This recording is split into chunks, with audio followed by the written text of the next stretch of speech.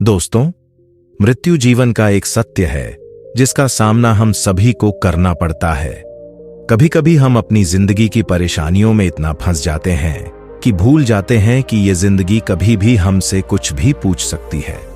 हम भूल जाते हैं कि कभी कभी चीजें हमारे नियंत्रण से बाहर होती हैं।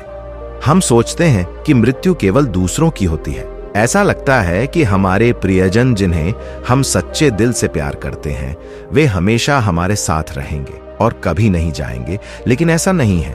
ये एक गलतफहमी है। हम भी इससे बच नहीं सकते और दुर्भाग्य से हमारे निकटतम लोग भी इस तथ्य से बच नहीं सकते। लेकिन हम किसी प्रियजन को खोने से डरते हैं। हम भूल जाते हैं कि हमारे लिए भी ऐसा समय आ सकता है। ये हमें आश्चर्यचकित करता है क्योंकि हम सोचते हैं कि सब कुछ ठीक है, लेकिन अचानक सब कुछ बदल जाता है। और जब हम अपने किसी करीबी को बिना किसी चेतावनी के अचानक खो देते हैं तो यह भ्रम अक्सर हमें अंदर से तोड़ देता है, हमें अंदर से खत्म कर देता है, जैसे कोई अचानक झटका हमें अंधेरे में भेज देता है। दुख हर किसी के लिए अलग होता है। जब हम अपने किसी करीबी को खो देते हैं तो हमें एहसास होता है कि वह हमारे लिए कितना मायने रखता है। हमें उनके बारे में हर छोटी छोटी बात याद है, उन्होंने क्या कहा, उन्होंने क्या किया। लेकिन जब वे चले गए तो हमें ऐसा लगता है जैसे सब कुछ खत्म हो गया है। गौतम बुद्ध ने भी अपने सिद्धांतों में यही बताया है। जैसे सुख और दुख जीवन का हिस्सा है, वैसे ही जन्म और मृत्यु भी जीवन का हिस्सा है। लेकिन दुख से घिरे व्यक्ति को यह जीवन नर्क के समान लगता है। वह सोचता है कि यह दुनिया ही नर्क है, लेकिन हम यह नहीं समझ पाते कि सुख और दुख एक ही सिक्के के दो पहलू हैं। हमें इस कठिन समय में यह याद रखना चाहिए, जिससे सभी को मृत्यु का सामना करना पड़े। हमें मौत को स्वीकार करना सीखना चाहिए और अपने आसपास के लोगों के साथ मिलकर इस समस्या से बाहर आना चाहिए। यह हमारे जीवन के वास्तविक अर्थ को समझने का एक अवसर है। इसलिए हम ऐसी ही कहानियों के माध्यम से इस सिक्के के दो पहलुओं को समझाने की कोशिश करेंगे। तो चलिए दोस्तों, बिना किसी देरी किए कहानी शुरू करते हैं। एक बार गौतम बुद्ध एक नगर से गुजर रहे थे। बुद्ध भिक्षा मांगने के लिए उस गांव में गए। वे अपने शिष्यों के साथ गांव से भिक्षा लेकर अपने आश्रम की ओर चल पड़े। तभी रास्ते में उसने देखा कि एक छोटा बच्चा उसके आंगन में खेल रहा है और उसकी मां कुछ काम कर रही है। तब बच्चे की मां ने बुद्ध को प्रणाम किया और कहा, रुको, मैं आपके लिए कुछ लाती हूं।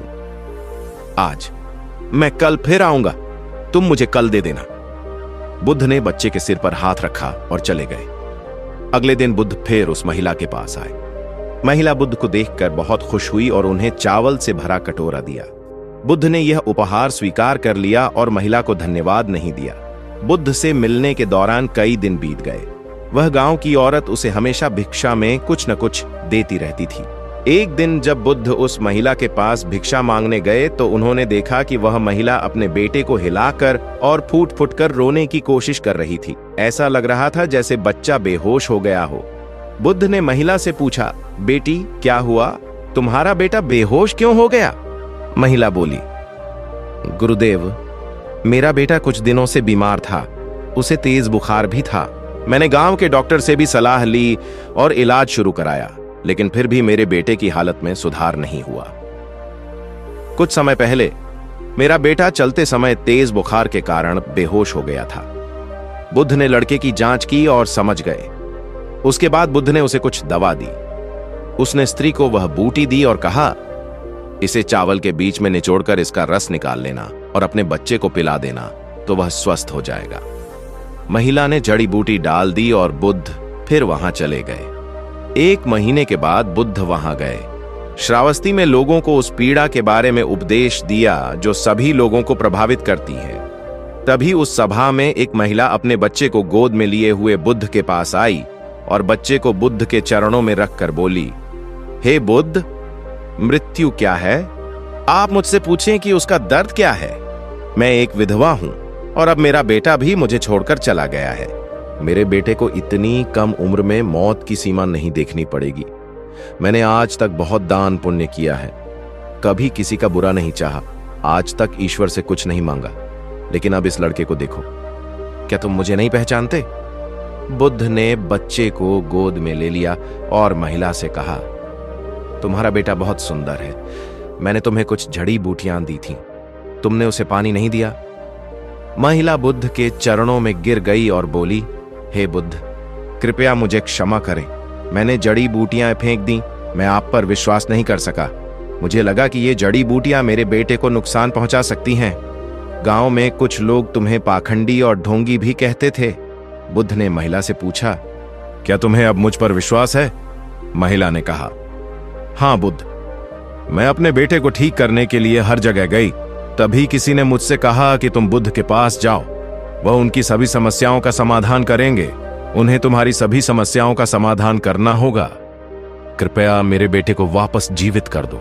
बुद्ध ने महिला से कहा कि जैसे जीवन सत्य है वैसे ही मृत्यु भी सत्य है और इसे स्वीकार करना चाहिए। जीवन एक बहती हुई नदी की तरह है, वह आगे बढ़ती है और उसका रास्ता कोई नहीं रोक सकता। जैसे नदी समुद्र में विलीन हो जाती है, वैसे ही हमारी आत्मा को इसी प्रकृति में जाना होगा। महिला ने कहा, हे बुद्ध, आप मेरी पीड़ा नहीं समझते। मैं एक विधवा हूं। मेरे जीने की एकमात्र उम्मीद मेरा बेटा था और अब उसने भी मुझे छोड़ दिया है। अब मैं किसके सहारे जीऊंगी? मुझे कोई बड़ा ज्ञान नहीं चाहिए, मुझे तो बस मेरा बेटा चाहिए। क्या आप उसे नहीं ला सकते वापस जिंदा? क्या तुम्हें मुझ पर दया न होगी? बुद्ध ने कहा, ठीक है, मैं तुम्हारे पुत्र को अवश्य पुनर्जीवित कर दूंगा, लेकिन उसके लिए पहले तुम्हें मेरा एक काम करना होगा। तुम जाकर किसी घर से एक मुट्ठी पीली सरसों ले आओ। महिला ने कहा, ठीक है बुद्ध, मैं अभी ले आता हूं। बुद्ध ने कहा, रुको, तुम्हें ये सरसों के बीज ऐसे घर से लाने होंगे जहां आज तक किसी की मृत्यु न हुई हो।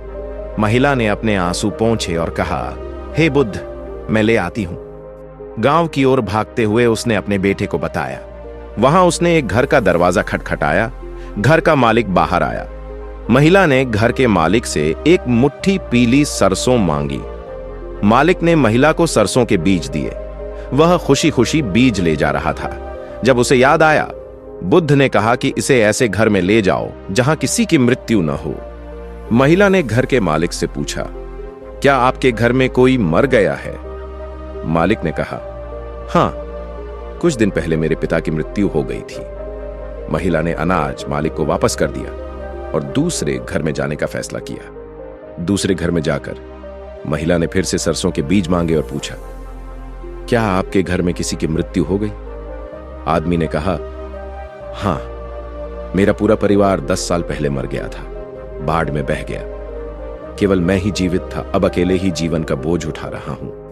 महिला को आश्चर्य हुआ कि उसे ऐसा घर कहां मिलेगा जहां किसी की मृत्यु न हुई हो, लेकिन वह कोशिश करती रही। उस महिला ने हार नहीं मानी।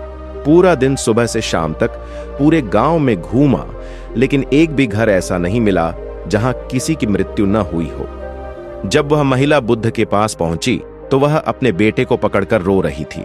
रास्ते में एक श्मशान घाट देखकर वह वहां गई और अपने बेटे के लिए एक गड्ढा खोदा।